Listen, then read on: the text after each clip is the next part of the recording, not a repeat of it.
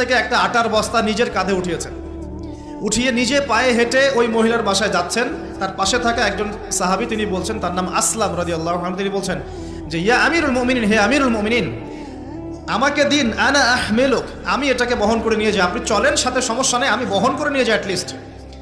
তখন উমর রাদিয়াল্লাহু আনহু বলছেন, দিলের কান দিয়ে শোনেন কথাগুলো, উমর রাদিয়াল্লাহু আনহু বলছেন, হাল আনতা তাহমিলু উযরি ইয়াউমাল কিয়ামা, তুমি কি কিয়ামতের মাঠে আমার পাপের বোঝা বহন করবে? সুবহানাল্লাহ, চিন্তা করে দেখেন, নিজের হাতে গেলেন, রান্না করে খাওয়ালেন, তারপরে বললেন আগামীকাল তুমি আমিরুল মুমিনিনের দরবারে এসো, সেখানে আমাকে পাবে। এই হলো উমর রাদিয়াল্লাহু আনহুর খেলাফত।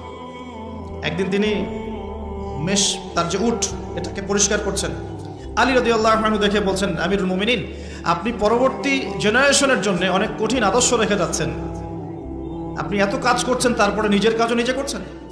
তখন উমর রাদিয়াল্লাহু আনহু বলছেন,